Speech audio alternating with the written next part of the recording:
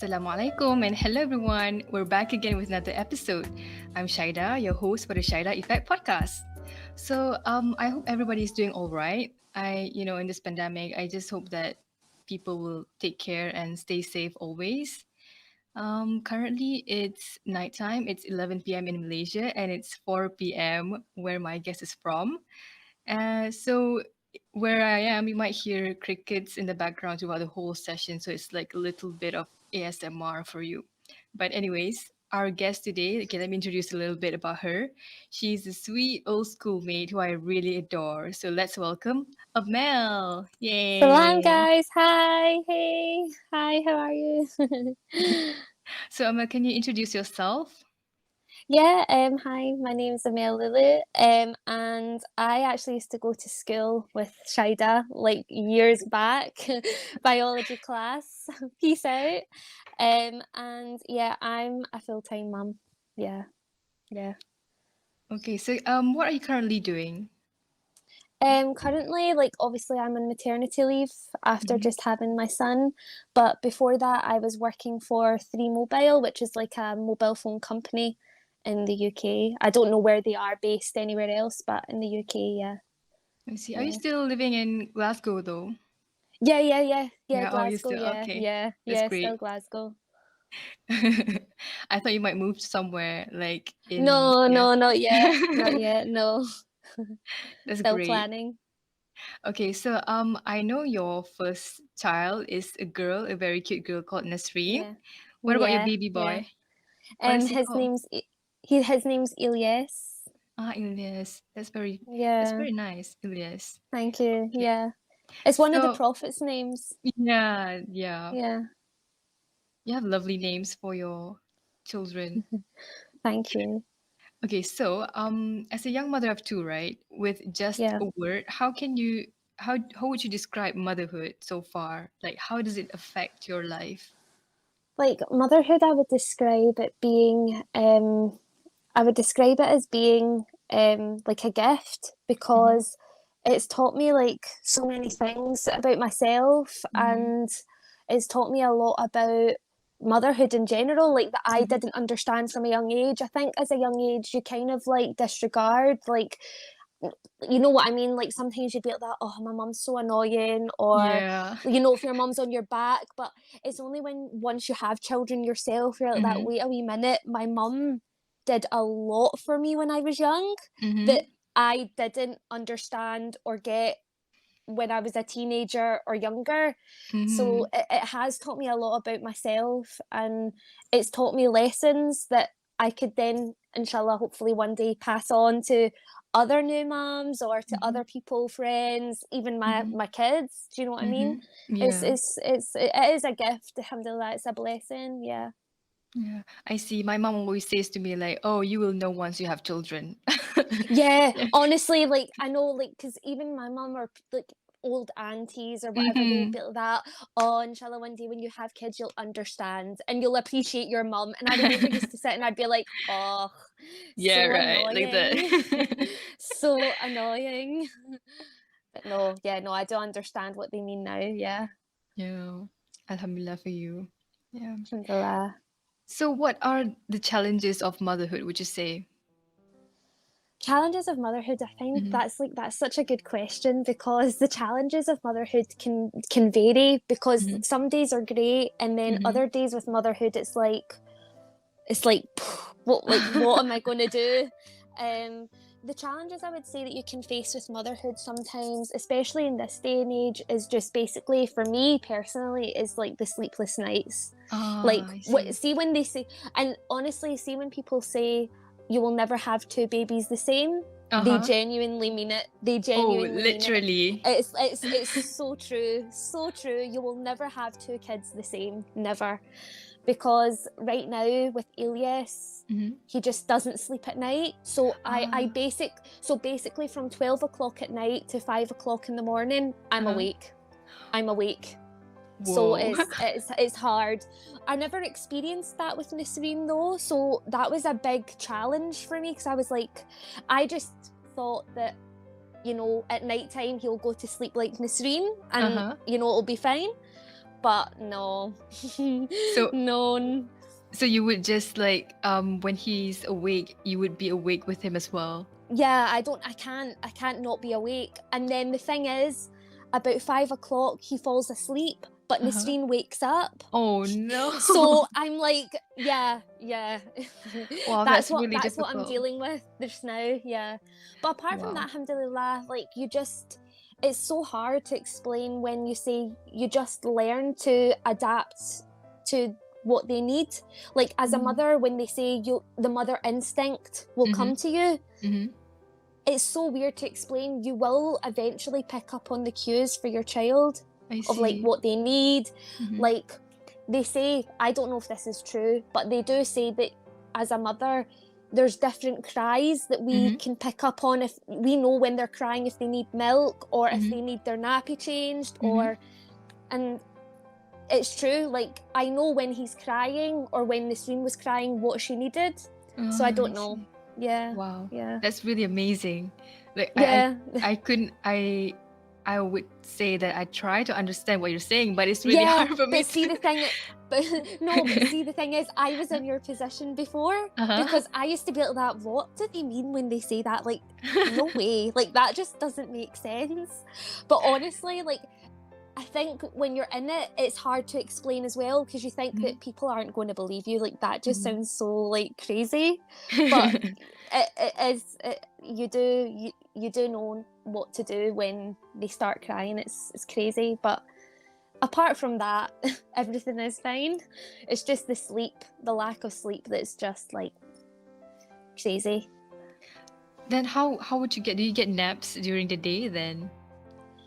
Well, when they nap, I try to go for a sleep. Like that's my time to go for a sleep. So Mm. I do nap. I do try and get a nap for like an hour, but Mhm. even that, like living on 1 hour of sleep is hard going. Yeah. So do you drink Yeah. coffee then? Just try and stay Oh awake. yeah, I'm a Oh, big coffee drinker. Oh yeah, caffeine all the way. I Caffeine all the see. way. So just now you said that you know, even though the kids come from the same mother, they would still be different. So how about during Yeah. the pregnancy stage? Pregnancy was completely different as well. Mm, With Nasreen, I was completely sick. I had sickness from the beginning all the way to the end. But with mm, Elias, alhamdulillah, like it was completely different. I actually enjoyed pregnancy with him than what I did mm. with Nasreen. Nasreen was just such a difficult pregnancy, but she was a more easy child. And I Ah, feel like with Elias, it was an easy pregnancy, mhm. but he's actually more difficult. I see. So it's I can't have it all roads. Do you know what I mean? I Mm, can't have yeah. everything. But alhamdulillah for everything. So even though with all these challenges, right, what would you say the best part of being a mother? The best part of being a mother is Mm-hmm. just watching their characters grow. Ah, So as they grow older, you just see their character develop. You uh-huh. see, and also just seeing them smile and being their friends. Mm-hmm. You be their number one supporter. Mm-hmm. I think that's one of the best things about being a mother is that not only do you get to teach them, there's Mm-hmm. so many things that I would say that they've taught me about like Mm, myself. Do you know what I mean? And I think that's one of the good things about being a mum is that I don't think you realize how much love you can have for mm, just one person mm-hmm. until you become like a mum. Like I know, like when you become a mum, you just think, like alhamdulillah, like you want to do everything that you can to protect them, to make them happy. Yeah, I think that's one of the best things about being a mum is just being their number one friend and companion and supporter. I think that's really nice. I see. Does it feel weird though? Does it feel? Yeah, like sometimes, like I'm not going to lie, like sometimes it does feel a bit surreal, and sometimes I do sit back and I'm like, I cannot believe I'm a mum of two. Like it's like, how did I get here? But yeah, yeah, and you do think of like, and sometimes I do think back and I think, what like my life, what was that like before I had two kids? Mm-hmm. And sometimes I'm like, I don't even remember it. Like sometimes I don't even remember who I was when I Mm, was without kids. like now I've got so used to life with them that I can't imagine life without them. I see. Yeah. Oh, that's amazing. Yeah. I couldn't Yeah. really, I couldn't imagine myself after I got kids. I think I would be like you as well. Like, Like, don't get me wrong, it's hmm really stressful. Like, I don't want hmm to paint a picture of like, oh my gosh, this is like so amazing. It's not hmm exhausting. It's not hmm tiring. Like, believe me, it is. But when you see them smile and when you see, like, okay, when they're crying or they're in a mood or they're having a tantrum, okay, yeah, that's really difficult. Or when they're not sleeping at night and you're up to like 5 o'clock in the morning and my hair's all over the place, I'm absolutely shattered. When you see them smile, all of that kind of just gets pushed to like one side.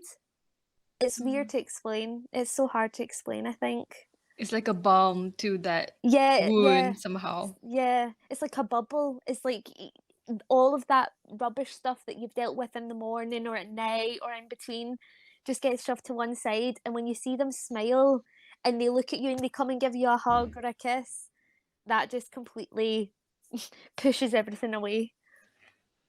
So, having said that, what is the hardest choice that you have to make as a mother?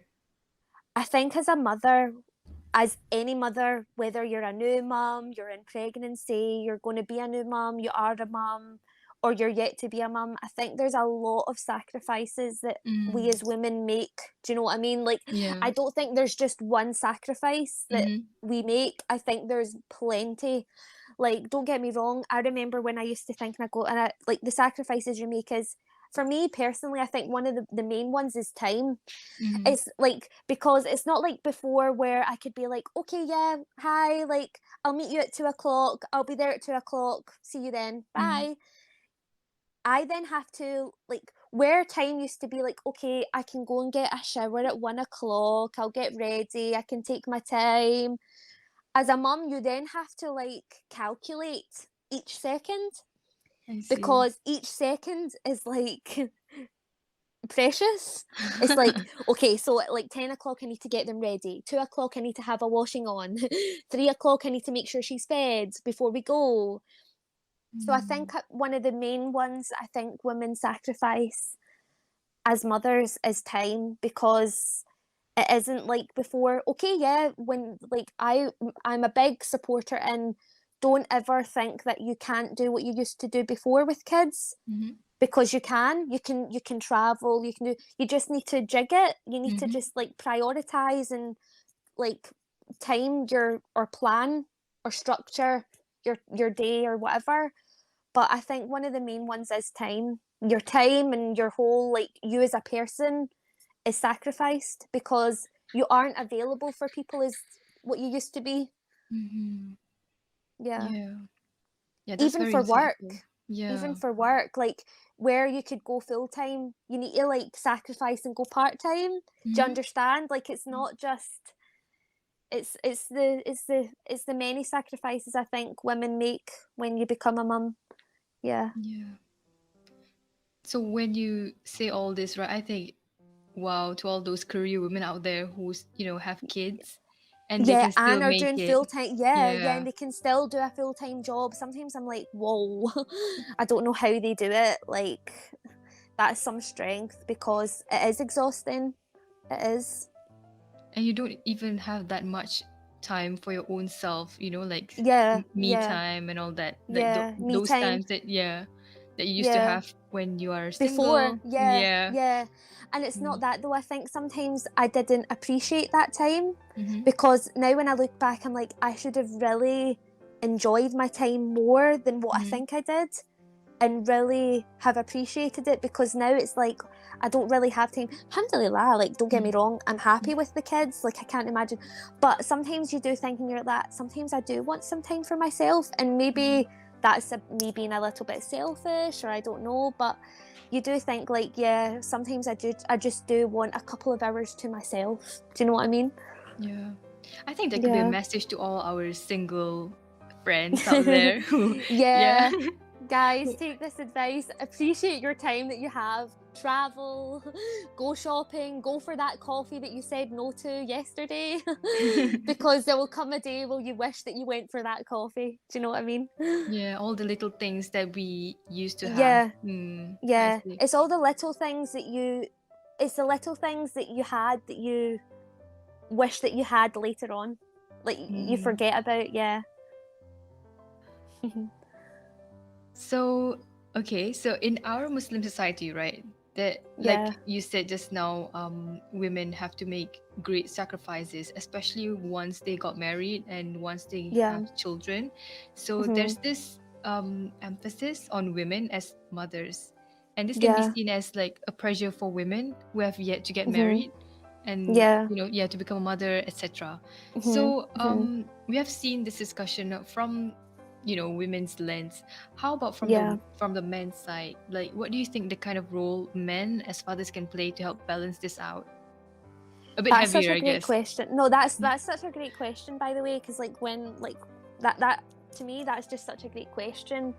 I think as I think there's a in our society and in our Hmm. culture, I think sometimes people can mix the two and they get the two confused. Yeah. Like I think there's a lot of cultural things that people then mix with religion and they Hmm. kind of come up with their own rules Yes, I definitely and agree with create their you. own they create their own rules to adapt to the modern society, and I think Hmm. that's completely wrong. You can't mix culture with religion. Hmm. In a way, yes, you can adapt your Hmm. religion sorry, no, adapt the culture to the religion, Hmm. but you can't mix it to create your own set of rules. Do you know what I mean? Yep. Yeah, And I that's think right. men, I think in this day and age, and somehow I don't know where it's got this thing that women are we're the ones that are we've got a lot of it's like there's a lot of pressure on a woman that she's the one to be in the kitchen and clean and look after the kids and she's the Hmm. one that's to do all this.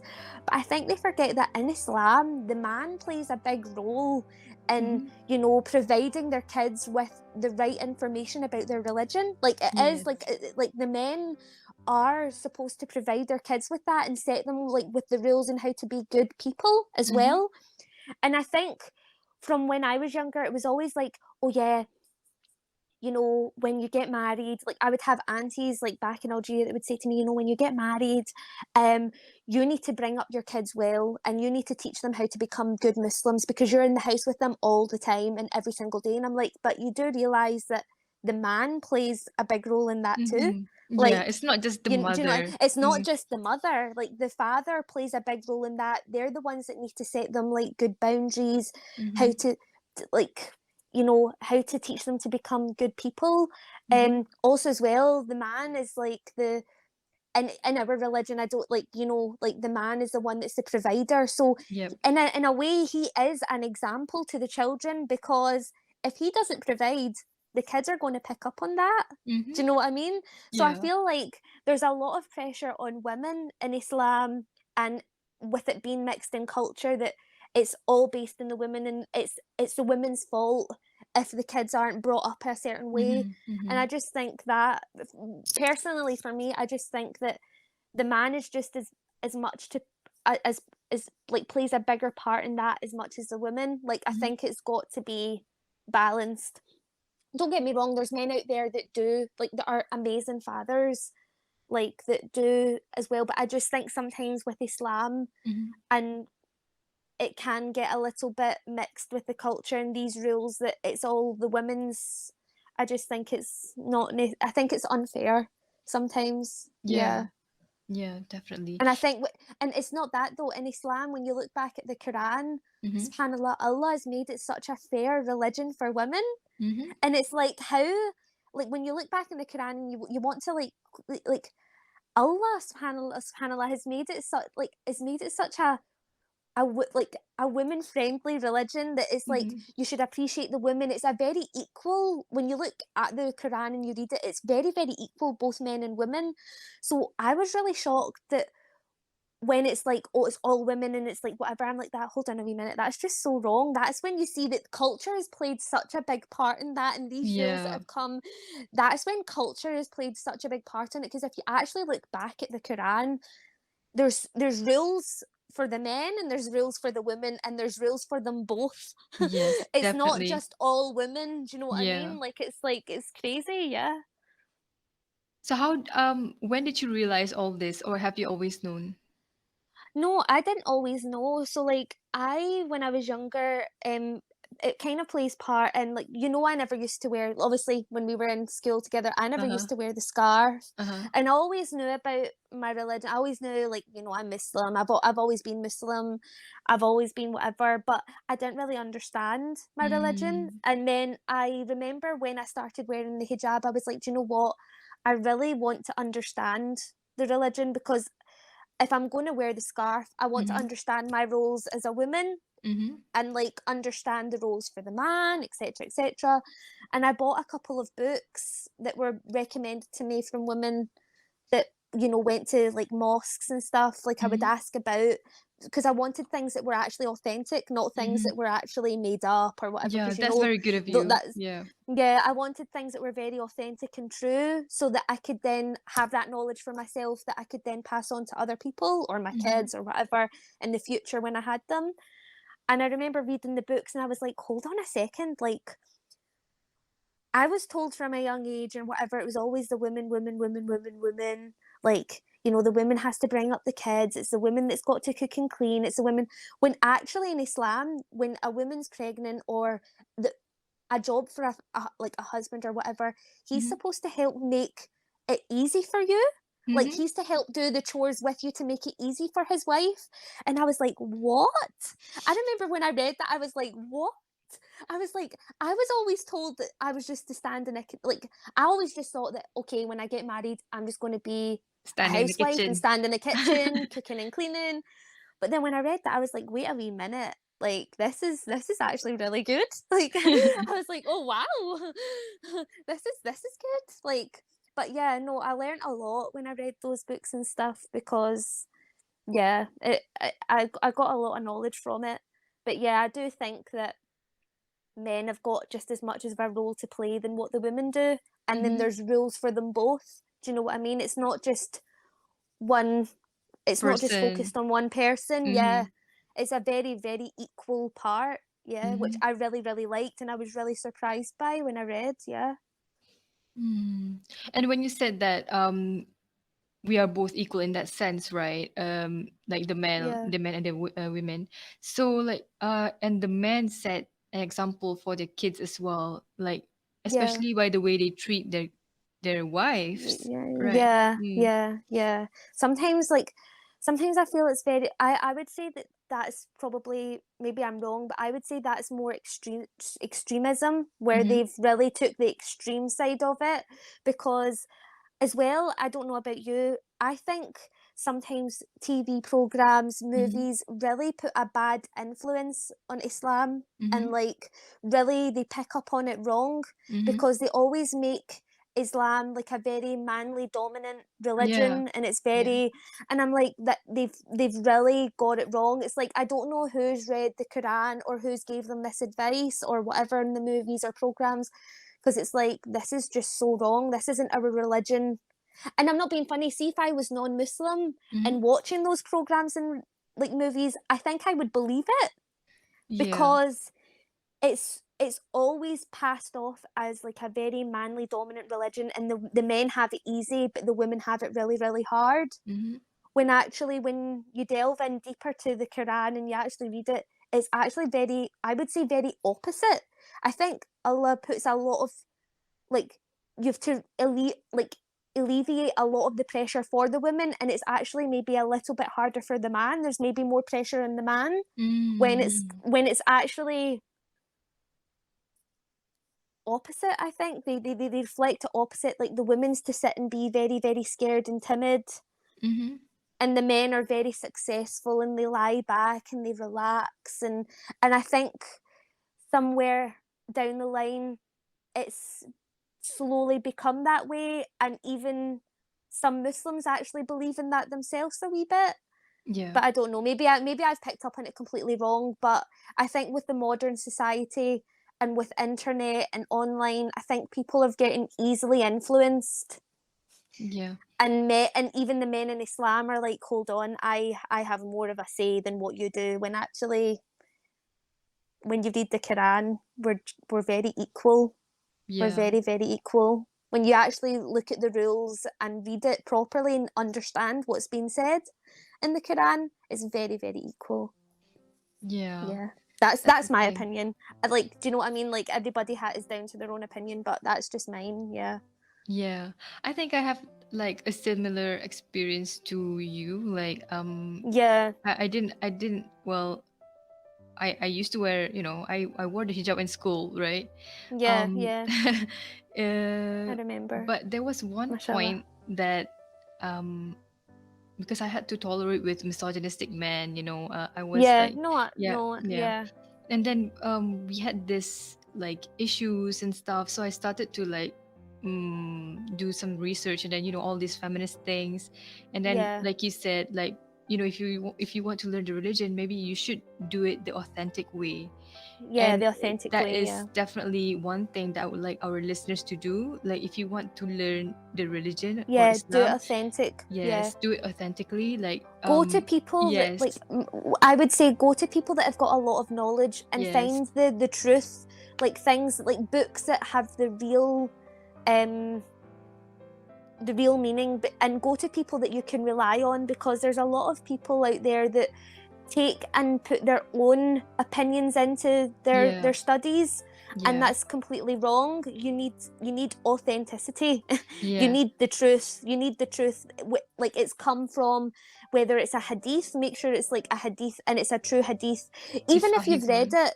Do you know what I mean? Like, even if you're reading online and you see a hadith, or you see like whatever, make sure you can go to somebody and ask them, do you know, if this is true. Go to an imam at your mosque, at your local mosque or whatever, and ask them, brother, assalamu alaikum, I've read this, can you please tell me if this is true? Because the last thing you want to do is to then believe somebody else's opinion, Hmm. because that is what they've based that on, is opinion, Yeah, and it's not authentic. yeah, and it's better to go to classical, the ones that Yeah. they can be traced back to, like the Yeah, previous imams.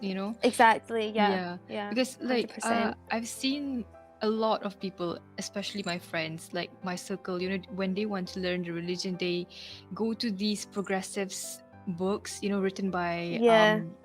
they have like modern opinions, they are influenced by Yeah. Western thoughts, or Yeah. Orientalized. So I think it's not true about Islam. They're Muslims, but they're No. talking bad about Islam in their words. Yeah. That's Yeah. not Yeah. proper. No, And it's not yeah, proper. Yeah, 100%. and then instead of them coming closer towards Islam, they become further away from it, and that Yeah, defeats they the get pushed purpose. away, but Yeah. I think that's why those books are written. I Mm. think there's like a premeditated, like, there's an ulterior motive when that Mm. book's being written, because it's like, okay, yeah, you're showing it as like you're respecting Islam and you're trying to help entice people into Islam, when actually there's an ulterior motive there, because you're enticing them to become Muslim, but then you're pushing them further away. So it's like, what one is it you want? It doesn't, do you know what I mean? It doesn't make Yeah. sense. Yeah, it doesn't. And it's really saddening. Like you said, with all Yeah. that's the scholar part. And then the media representation part is where, you've seen Oh, the media. Netflix. Oh my God, media. Yeah. Yeah, Netflix The, is getting like worse. Honestly, there was a Netflix program, and it's actually a recent one. Have you seen? And it's like, oh, I forgot the name. And she's like an Indian girl, and she's in America. And uh-huh. I was watching the second season, and there's a girl that comes on it, and her name's Anissa, but Mm-hmm. Anissa's Muslim, but then she has a boyfriend, Mm-hmm. I think I and haven't she seen says, that "Hi, one. my name's a." It's hold on till I see if I can find it. Sorry, 2 seconds. But honestly, I was just like, this is just, yeah, it's called Never Have I Ever, or Never Have I, Ah, it's called okay. Never Have I Ever. Mm-hmm. And basically, it's an Indian girl, but in the second season, there's another Indian girl that comes in, and she's Muslim, and her name's Anissa. She doesn't wear the scarf, but then Anissa gets a boyfriend. Uh-huh. And I'm like, hold on, I can't believe they've made the Muslim girl get a boyfriend. And it's like, how? Okay, yeah, I know there's probably Muslims out there that are like that, but it's like, if you're trying to, I think it's just a bad reflection on Muslims as well. It's like, oh well, and I think it has a lot of people question like, oh, so do Muslims have boyfriends and girlfriends, or and it's like I think it's just the wrong message. I was like, this is just so wrong And I think they're also trying to project that, oh, see, Muslims can be, open, stuff and like that. modern. Yeah, modern, progressive, those words that they like to use. Oh yeah, we can, open free hair outside. We don't have to wear scarves. We can have Yeah, boyfriend. yeah, yeah, And yeah. and it, yeah, it's It's just just it's just not the right message to send. yeah. Well, we've strayed quite far away from our motherhood I know, topic. sorry. No, it's all right. Sorry, I really like guys. that discussion. It's really good. I think I'm really glad that we touched on that because it's really something that It's needs so to be said. important. Yeah, it's Yeah, really it's important. important. And some people might shy away from this kind of topic because it might be a bit Yeah, sensitive, but it must be said. yeah, Yeah. yeah, yeah. So I think I'm closing our topic for motherhood. So with this question, what was the best Okay. advice on motherhood have you ever received? The best advice of motherhood I ever received Mm-hmm. was patience is your superpower. I was always told that patience is your superpower. If as long as you're relaxed, if they're having like let's say if they're having a tantrum or a meltdown, as long as you're patient, they will then eventually calm down. But the more stressed you are, the more they pick up on it. So then they start to and then you're just never ever calm. So I was all that was one of the best advice I was ever given was patience is your superpower. And I've always kind of like stuck to it. Just be patient and everything else will be calm. So like the Inshallah. kids can pick up your energy, I would say. Yeah, so like Mm. let's say if Elias is crying, let's say he's really, really crying and he doesn't want to settle down, like he's really frazzled. If I start to get stressed and I'm like, oh my god, why? The baby will eventually pick up on that. Even if they're a toddler, they will pick up on that and get more stressed themselves. Whereas Mm. if I'm just calm in the situation and remind myself to stay calm in the situation, they do somehow ease better. It is really strange. Again, that's another one that you'll experience, inshallah, when when you do experience it, because it's a hard Inshallah. one to explain. Inshallah. Because yeah, patience, even without kids, that's really hard to do. It's hard. Yeah, that Yeah. is so hard to be patient sometimes. Like, Wow. but yeah, it's a superpower. I was told patience will be your superpower. So Wow. to the listeners, just remember the patience is your superpower. I will definitely need to work on my patience because I can barely be patient with my own siblings. So, I know siblings is a different one though. Siblings can be so annoying sometimes. Even also, I it's a don't have different kind of patience for one. them. Oh yeah, it's a different kind of patience. They will always annoy you, like always, right? 100%, 100%.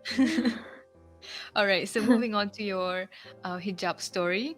So Oh yeah, how did you come to embrace hijab and also modest styling? Yeah, yeah. because So I basic, saw you talk about it on your Instagram, and I was like, oh, I must talk to you about it. Like I have to because it's really interesting. yeah, Yeah. yeah. So basically, I always kind of felt from being in high school. I don't know if you remembered, I never used to wear it. So I always felt like I remember telling people I don't wear the scarf, but I'm Muslim, so I never really fitted in with my non-Muslim friends, and I Oh, never really really? fitted in with my Muslim. Yeah, I always Oh, felt like I never fitted in with them, and I oh. also never really fitted in with my Muslim friends because with my non-Muslim friends, I would not wear the hijab, so Mm-hmm. I was talking to them, hanging about with them, blah blah blah. But then when it came to doing like non-Muslim things, I Mm-hmm. always used to kind of be like that. Sorry, no, I can't do that. And Mm-hmm. they'd be like that. But wait, why? Because I don't, and I'd be like that because my religion and stuff like that. And they'd Also, be like, but you they don't don't wear the get it. scarf. So they Ah. never understood it because it's like, well, you don't wear the scarf. So I never really had the look to fit my what I was passing off as my identity. And Mm. then with my Muslim friends,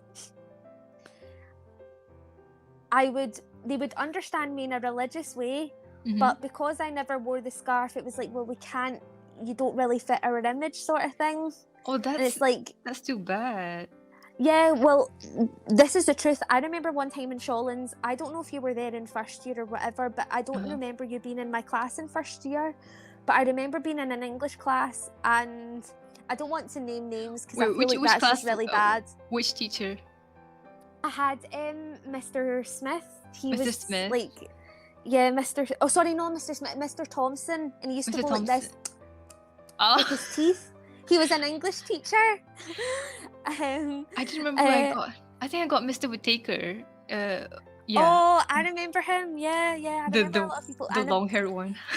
Everybody else got good English teachers, and I got Mr. Thompson. Do you know what I mean? He would sit and make us watch movies majority of the time, and pass our exams, pass our tests without us even sitting them. So, and I remember one time in the class we were watching a movie. I think it was Slumdog Millionaire. My What? God.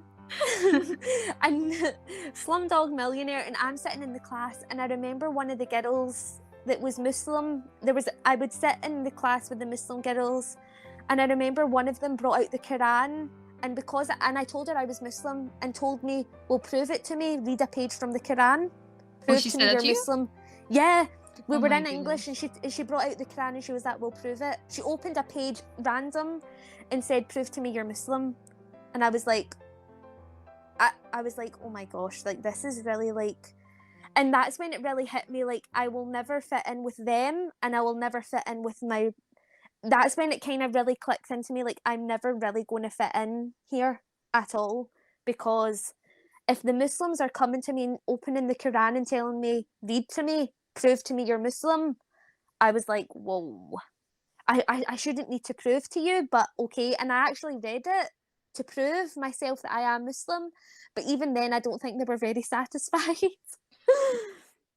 Okay, but we were 13 years old. I'm speechless as well. I mean, no one, Yeah, no one should have gone through that kind of situation. yeah, Yeah. yeah. So it was Mm, really difficult, like trying to fit in with people. And mm, then I remember, so it's like hijab, I think then really started to really play in my mind. Like I knew when I was older I wanted to wear it, mm-hmm, but I think then it really started to really dig deep, because I would really think about it, and it took me years. Sometimes I wish that I did it sooner than what I did, mm-hmm. but then I was just very nervous because I was like, I shouldn't need to prove a point to people. Yeah. And I always used to question, like, why am I wearing this? Am I wearing this because I'm trying to prove a point, or am I wearing this because I'm happy and I'm ready?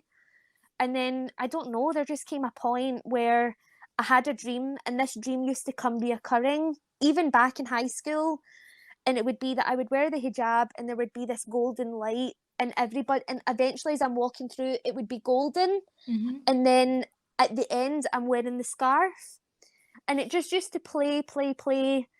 um and then one day I was in university, not university, college, and I just kind of came home one day, and I said to my mum, I'm going to wear the scarf, like I'm ready, like I need to do it, like I want to do it, I'm ready.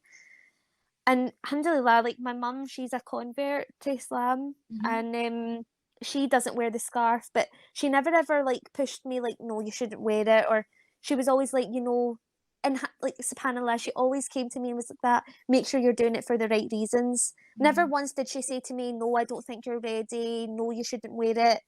She always tried to make sure I understood why I was going to wear it. And alhamdulillah, I did my research. I read up a lot on the books that I was telling you about, that I was Mm-hmm. reading, because I really wanted to fully understand my role as a woman before I wore it.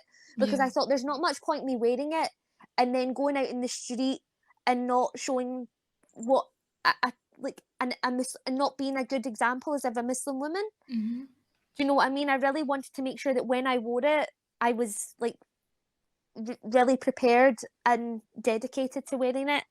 Um, and then my when I wore it, my dad had said to me that your gran, subhanallah, had a similar dream, that there was a chap on the door, and when she opened the door, I was wearing the scarf, and it was like a golden light had hit her, and I was like, oh my gosh, subhanallah, if this isn't going to make me wear the scarf even more, I don't know what is. And alhamdulillah, I've been wearing it for like 4 years more now. Alhamdulillah. Yeah, Alhamdulillah. alhamdulillah, alhamdulillah, yeah, alhamdulillah. That's a really beautiful story. Yeah, Yeah. Yeah. Yeah. And I'm sorry, like what happened to you in high school. Like I wish we were friends earlier. I don't know what I did Yeah. in first year. What? I don't see, in all fairness, Mm, like, mm, but see, at the end of the day, like, it's hard to explain. Like, I never really told anybody that mhm, story. I was too scared to go back to my mum and my dad. Like, my mhm. dad at the time would have been like so angry that I Yeah. was told to prove myself You as a wouldn't have to Muslim do and read that, the you know? Quran. Yeah, like, you shouldn't need to do that as a Muslim. You don't need to, like, again, for any Muslim listener, do never feel like if somebody tells you you need to prove you're Muslim, you don't need to prove to anybody. You telling them you're Muslim should be enough. Do you know what I mean? Mhm. Like, if they are true Muslim in heart, that should be enough for them. Bringing out a Quran and having to tell someone to prove, please don't take that as a good example, because believe me, that's not. Do you know what I mean? They should Yeah. accept, you should accept, if someone is telling you they're Muslim, accept it. Whether they wear the hijab or not, accept it and believe it, because to then bring out a Quran and have them prove, that's just not a good example as a Muslim at all, personally. So they were all wearing scarves, I They bet. were all they were all wearing I think scarves. I Yeah. think I Again, at the end, know see, at the end who of the they day, are. I don't want to give off names. I really don't want to give off names, because again, people. Again, we were young back then. Do you know Yeah, what I mean? yeah. We were teenagers. I think everybody kind of like grows and Mm-hmm. grow up as people. And to be honest, the girls that did it, they have, because I have spoke to them or whatever. They Uh-huh. have like they're not like that anymore. But Uh-huh. I remember just being so shocked that I was like, right, okay, I'm not fitting in here then. So I think throughout high school, I just felt like I never really fitted in, to be honest. I just kind of Mm. floated my way through high school. I think you were quite close with Kirsty and Lisa, right? Yeah, I was close with Mm. them, yeah, but then I think somehow we just sort of, I think with anything, you just slowly drift away. Do you know what I Yeah, mean? Like, yeah. people just go their separate paths and they drift away. Mm. And again, I think when I started wearing the hijab, I don't know if that was intimidating for some people, because slowly people that I used to speak to stopped talking to me when I started wearing it. Oh. So, to be honest, I really wasn't bothered, because I knew that I wanted to do it for myself, and I Mm. knew that, I was prepared for the sacrifices that that would come with it. If people were really truly my friend, they would accept me wearing the scarf or not, because Yeah, I've not definitely. changed. Do you know what I Yeah, mean? you just adopt the headscarf. Yeah, That's and all. I feel as if people get so intimidated by a piece of cloth that's Mm-hmm. around, someone's head, and it's like, how is that so offensive? I don't really understand, but again, that's on them. It's not on me. Yeah. Alhamdulillah, I'm so much happier wearing it, and I was so much happier once I wore it, that I was like, why was I so scared by this? I wish I did it sooner. I really did wish I did it sooner, to be honest. So we've been hearing like some positive and negative stories, like perhaps like what kind of positive impacts that you know I mean you've told me like in your stories, but I just want to hear like clearer points, like when you wore the hijab, right, when you've chosen to wear the hijab, like what Yeah. is one major positive impact that you faced. The positive impact that I think I faced was, like, I remember when I first wore it, and I remember thinking, and it's quite daunting when you first wear it, because I was like, oh my gosh, like, I've wore it, and you try to find, how does it suit you, like, you try to find, like, I remember sitting watching so many YouTube videos, like, how on different face shapes, how to wear the scarf, like, what's suited for you. and I remember and I remember thinking, British people, like, people would sit, you're out in the street and they go, oh, and they sit and they shake their head at you, or they sit and make comments. And I will never ever forget sitting in a coffee shop, and this old man came up to me and said, excuse me. And I remember thinking, oh my gosh, he's come to give me into trouble because I'm wearing the scarf. He said, I have never seen someone so much, like, I've never seen such a light come from someone that wears the hijab. He says, you look so, like, you really, really suit it. An old man, very old man. And I remember thinking, honestly, he made my day that day. I thought, this is such an, like, if people were more positive like that, I think hijabis, or like, you know, us in like the Muslim community, I think it would entice more people to wear it if people were like positive like that. And I remember Mm-hmm. sitting thinking, this is why I wore it. I wanted, like, I remember sitting thinking after he came to me, I was like, this is why I've wore it. I want to have that impact on people, that positive impact, that, Mm-hmm. you know, people can view me as like a normal British person, speak Scottish, got a Mm-hmm. British accent, I was Mm-hmm. born here, but I can freely be a Muslim and not have this, oh, it's another Muslim coming, like, and they move away or they make a horrible comment. And I thought, you know what, this is why I'm going to wear it, because I want to set that example and set people that don't wear it to fully understand that we are the same people. Mm-hmm. We have just as much as a free, you know, free of speech, freedom of speech, freedom of life as you do. The only thing that's different from us is our religion, and that's it. Yeah, definitely. That's the only difference. Behind closed doors, we all have our own problems, our own issues. We all like a carry out and a takeaway. Some of us like a Domino's pizza. So, do you know what I mean? We're not different, as in like, oh, because we're Muslim, we don't have carry outs and we have different dishes that we like to eat. Some of us like a pizza and pasta. Do you know what I mean? You go Yeah. out to the shops, you see Muslims eating at restaurants or whatever. So it's like, it is just it's a very negative like way of looking. And I remember when I wore it, I thought, you know what, if I'm going to wear it, I want to be a positive example, and I want it to have a positive impact on people like I did, because I was polite with him and Mm-hmm. I didn't do anything wrong to him. And when he saw that I was polite and that I was nice, it's as if like it wasn't so intimidating anymore. So he came to me and was like, that, you're such a nice person and you really suit your hijab.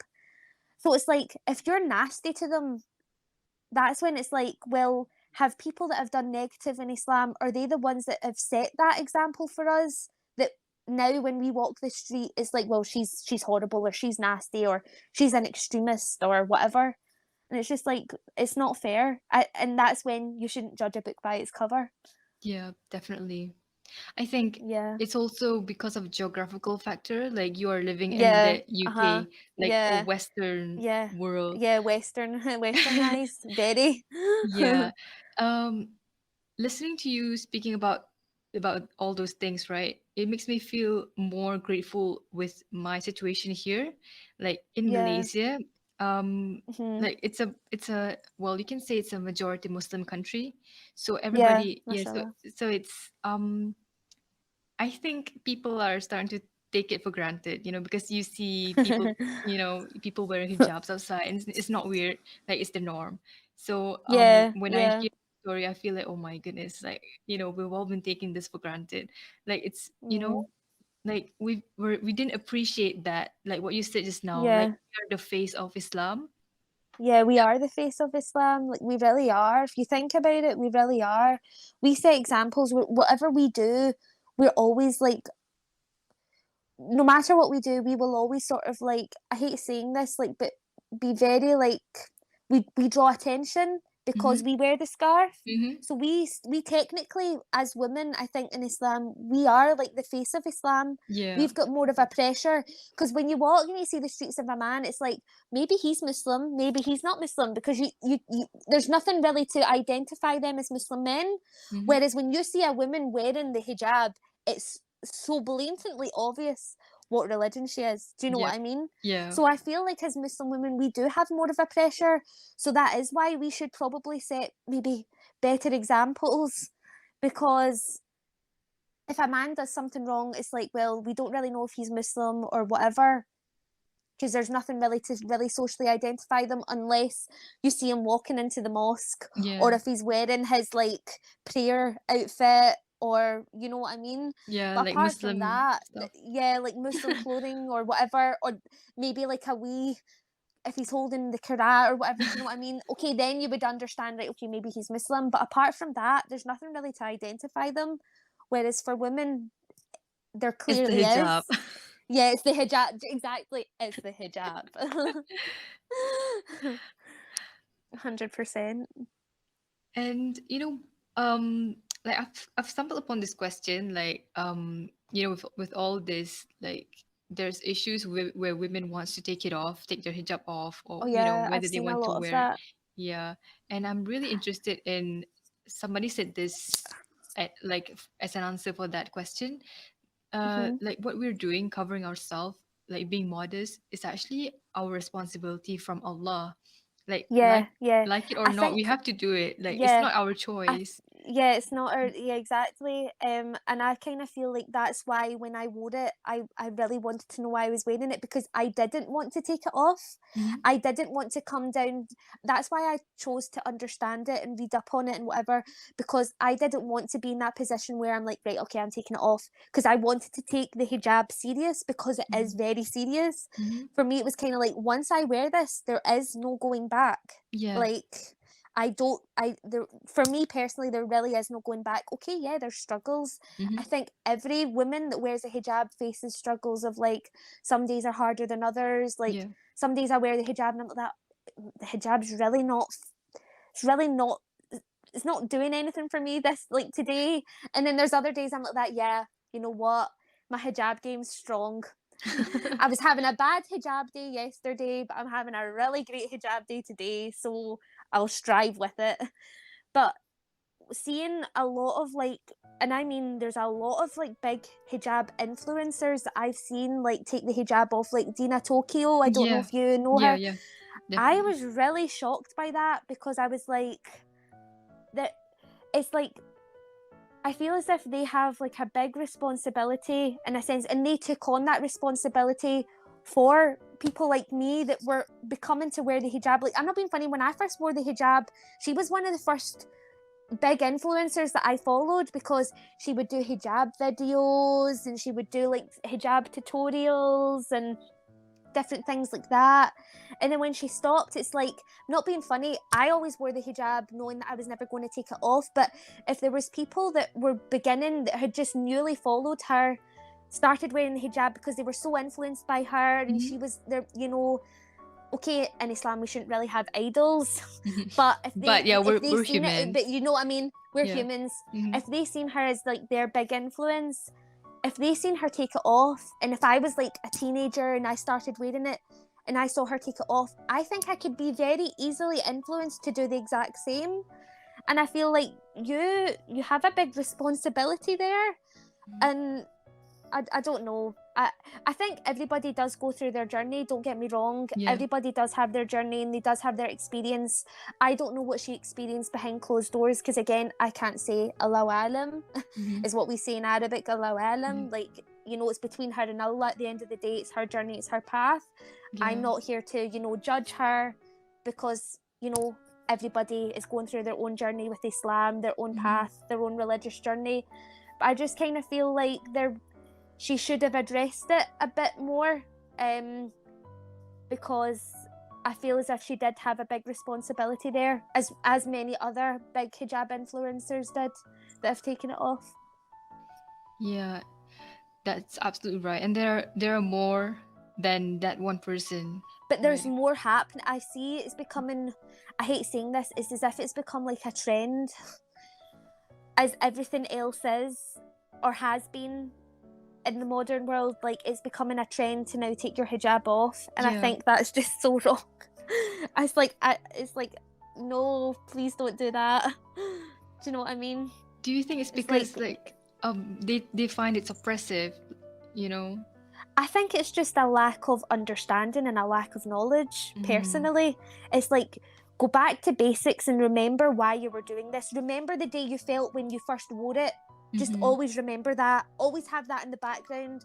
Remember how good you felt when you first wore it and who you were doing it for. Allah, do you know what I mean? Yeah. So if they had that constant reminder, maybe I don't know. You would. I have a very guilty conscience. And for me, if I was to take it off, I think I would be very, very, very guilty. And I don't think I could step outside ever again because I would feel very like as if I've done something really, really bad. That's just how my mind works. And I know not everybody's mind maybe works as mine. But I think if you just remember who you're wearing it for in the back of your head and why you wore it and the feeling that you felt when you first wore it, I would hope that that would maybe be enough for you not to take it off. But again, you don't really know what happens behind closed doors that could push someone to take that step to remove it. And I'm not being funny, I think it would be a very difficult decision to make to remove it, if that makes sense. Yeah. Just as much as it's difficult to make the decision to wear it, I think it would be just as difficult to make that decision to remove it. Mm-hmm. And for someone to go as far as, I think, to removing it, that's where it's kind of like, don't judge them. Try and be a bit compassionate and a bit understanding as to maybe why they did it, and pray that inshallah one day they will wear it again. Yeah. And do you know what I mean? Rather than sit and be like, oh my God, because you see the comments and it's like, oh my God, sister, like, why did you remove the hijab? Like, this is such a bad influence. Like, I remember I used to follow you because you were such a big influencer and you wore the hijab, but now I'm so going to unfollow you because you're whatever. And it's like, if you were really compassionate and, you know, being Muslims, this is your Muslim sister or Muslim brother, do you know what I mean, in Islam? Try Yeah. and be compassionate and try and have an understanding. Don't judge them, because if that was you in their shoes, how would you be feeling? Do you know what I mean? It's such a big decision to make to remove it. Mm-hmm. Try and be a bit understanding and just don't be quick to judge, because Yeah. we experience that already so Mm-hmm. much through media, through whatever, that the last thing we need to be as Muslims is judgmental, Yeah. because then we're being hypocrites, because we complain about people judging us and putting a name on us, etc., but then we go and judge our own people. Yeah. Like, come on. Like, come on, guys. Come on. You want to spout off that you hate being judged, but then you're going judging somebody else. Just try and be compassionate, understand why they've done it, because it's a big decision anyway. Me personally, I think the reason why I understand it more is because I know it was hard to wear the scarf. Mm-hmm. So the thought of having to remove it for me personally is like, well, that must be a big decision as well. So you just pray that inshallah one day they will wear it again. And that's all Yeah. we can do. And, Yeah. you know, maybe even speak to them, try and make it more appealing for them to come back than Mm-hmm. judging them and pushing them further away. Yeah. Appeal them to come back, make it more appealing for them to come back, encourage them to come back and wear it. By judging them and telling them, oh sister, I used to follow you, but now I'm unfollowing you because I don't agree with you not wearing the hijab. That's pushing someone further away. Yeah. You're Definitely. not do you know what I mean? Like, Mm-hmm. that's yeah. I ramble too much. No, no, no. That's absolutely fine. So, like having all these ladies struggling with their hijab, right? Do you have any Yeah. tips for them? For us, maybe, na'uzubillah. Alhamdulillah.